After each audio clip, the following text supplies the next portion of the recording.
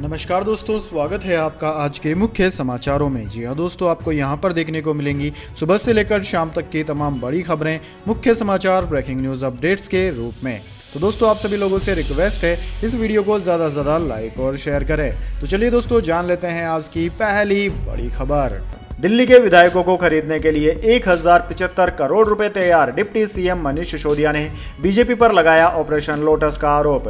जी हां दोस्तों, हिमाचल प्रदेश और गुजरात में जल्द विधानसभा चुनाव होने वाले हैं। चुनावों से पहले आम आदमी पार्टी लगातार बीजेपी पर हमलावर है। दिल्ली के उप मुख्यमंत्री मनीष सिसोदिया ने आज प्रेस कॉन्फ्रेंस में बात करते हुए बीजेपी पर विधायक खरीदने की साजिश का आरोप लगाया। उन्होंने इस मामले में गृह मंत्री अमित शाह का नाम लेकर कहा कि अगर इन सब में शामिल हैं तो इनकी तुरंत गिरफ्तारी होनी चाहिए। मनीष सिसोदिया ने कहा कि दिल्ली में 43 विधायकों के लिए 1075 करोड़ रुपए रखा हुआ है। मेरा सीधा सवाल यह है कि इनके पास इतना पैसा कहां से आया। हजारों करोड़ों रुपए के जरिए विधायकों को खरीदने की कोशिश हो रही है, इनकी जांच होनी चाहिए। उप मुख्यमंत्री बोले, पिछले दिनों हमने ये बात बताई थी कि बीजेपी खरीदने की कोशिश कर रही है। मुझे भी ऑफर देने की कोशिश की गई थी। ये पैसा कहां से आ रहा है? ये जो बार बार ऑडियो में नाम ले रहा है संतोष जी और शाह जी, तो ये कौन है? अगर ये अमित शाह है तो फिर बड़े खतरे की बात है कि देश का गृह मंत्री इस तरह विधायकों को खरीद रहा है। इसके बाद दोस्तों, अगली बड़ी खबर।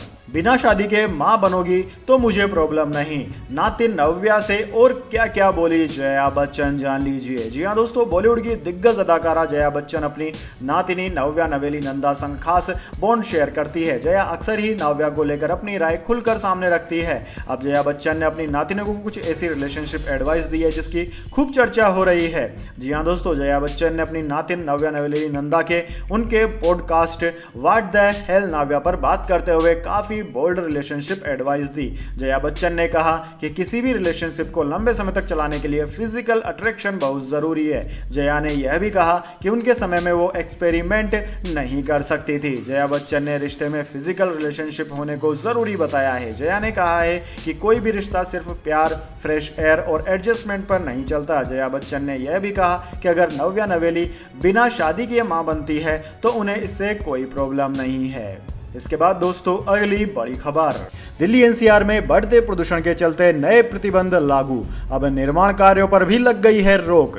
जी हां दोस्तों, दिल्ली एनसीआर में दिवाली के बाद एक बार फिर से प्रदूषण खतरनाक स्तर पर पहुंच चुका है। एक्यूआई के गंभीर श्रेणी को छूने के बाद दिल्ली में और भी प्रतिबंध लगा दिए गए हैं, जिसके मद्देनजर ग्रेडेड रेस्पॉन्स एक्शन प्लान यानी कि GRAP का तीसरा चरण लागू कर दिया गया है, जिसके मद्देनजर अब आवश्यक परियोजनाओं को छोड़कर सभी तरह के निर्माण और विध्वंस गतिविधियों पर पूरी तरह से रोक रहेगी। इसके अलावा ईंटों के भट्टों, माइनिंग व इससे जुड़ी गतिविधियां समेत कई पाबंदियां लागू रहेंगी। Commission for air quality management द्वारा जारी किए गए नए आदेशों में यह बातें कही गई है कि राष्ट्रीय राजधानी क्षेत्र की बिगड़ती वायु गुणवत्ता के मद्देनजर एनसीआर और आसपास के क्षेत्रों में वायु गुणवत्ता प्रबंधन आयोग की ग्रेडेड रेस्पॉन्स एक्शन प्लान के तहत कार्रवाई करने के लिए उप समिति ने आज एक आपातकालीन बैठक की, जिसके अंतर्गत यह सारे निर्णय लिए गए। इसके बाद दोस्तों, अगली बड़ी खबर। दिल्ली में होगी ड्रैगन की घेराबंदी, 31 अक्टूबर से 4 नवंबर तक बनेगा mega plan novel commanders conference 2022। जी हां दोस्तों, हिंद महासागर में चीन के बढ़ते प्रभाव के बीच नौसेना का 4 दिवसीय नेवल कमांडर कॉन्फ्रेंस सोमवार 31 अक्टूबर से गुरुवार 3 नवंबर तक देश की राजधानी दिल्ली में होगा। दरअसल दोस्तों, नौसेना का सम्मेलन ऐसे समय में होने जा रहा है जब एक दिन पहले ही शुक्रवार को अमेरिका ने नेशनल डिफेंस स्ट्रेटजी पॉलिसी जारी कर चीन के बढ़ते प्रभाव और आक्रामकता पर चिंता जाहिर की। इस स्ट्रेटजी पेपर में कहा गया है कि चीन की आक्रामकता यूरोप में रूस से ज्यादा खतरनाक है। दोस्तों, आपकी जानकारी के लिए बता दें, साल 2022 के नौसेना कमांडरों के सम्मेलन का दूसरा संस्करण 31 अक्टूबर से 3 नवंबर तक निर्धारित है। सम्मेलन एक संस्थागत मंच के जरिए से सैन्य रणनीतिक स्तर पर महत्वपूर्ण समुद्री मामलों पर चर्चा करने के लिए नौसेना कमांडरों के लिए एक मंच के रूप में काम करता है। इसके बाद दोस्तों, अगली बड़ी खबर। यूपी में युवाओं को न भर्ती मिली न उम्मीद, सड़क पर उतरे तो उपद्रवी कहलाएंगे, योगी सरकार पर बरसे वरुण गांधी।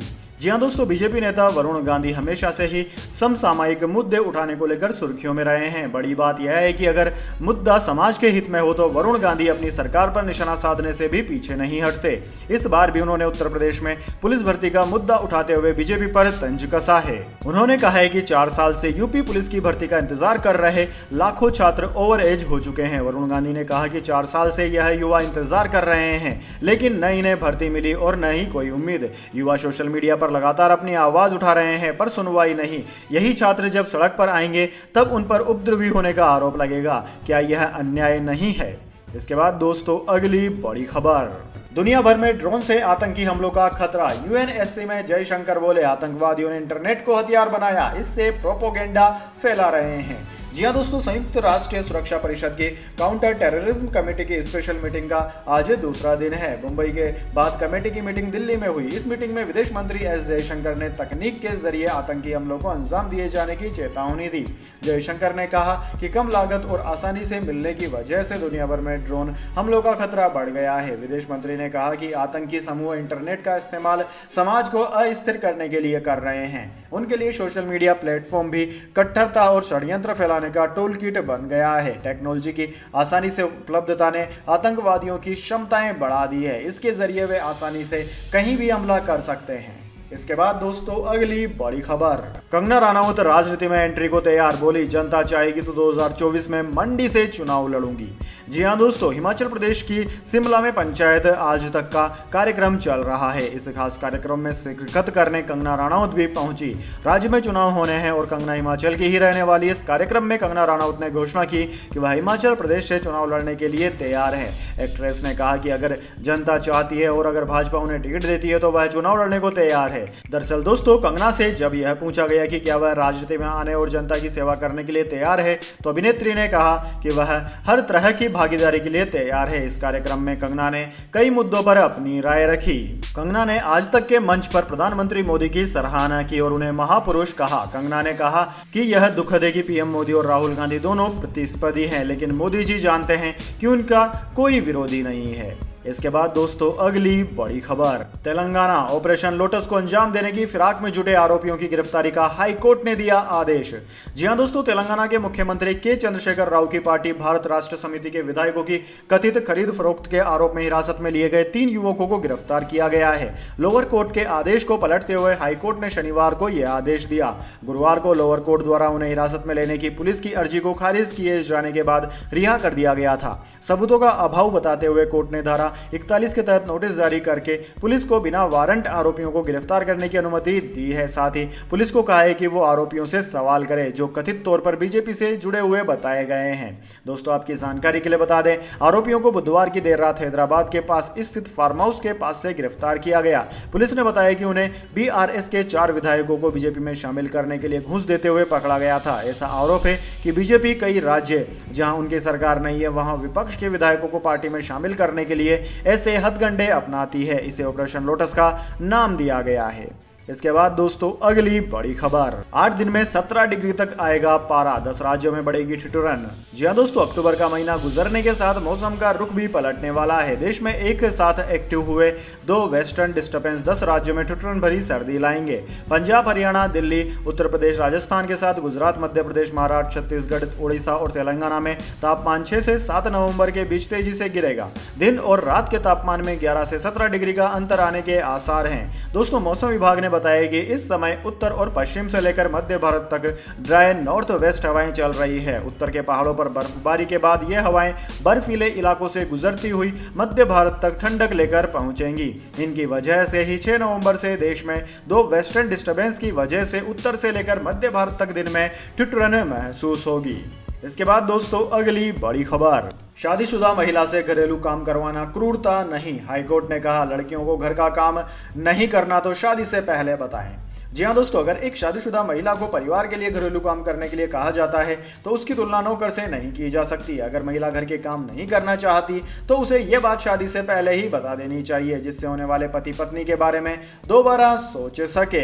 दोस्तों, दरअसल 21 अक्टूबर 2022 को बॉम्बे हाई कोर्ट में 2 जजों की बेंच ने एक मामले में ये बातें कही। इस टिप्पणी के साथ ही CRPC की धारा 482 के तहत दर्ज केस खारिज कर दिया गया।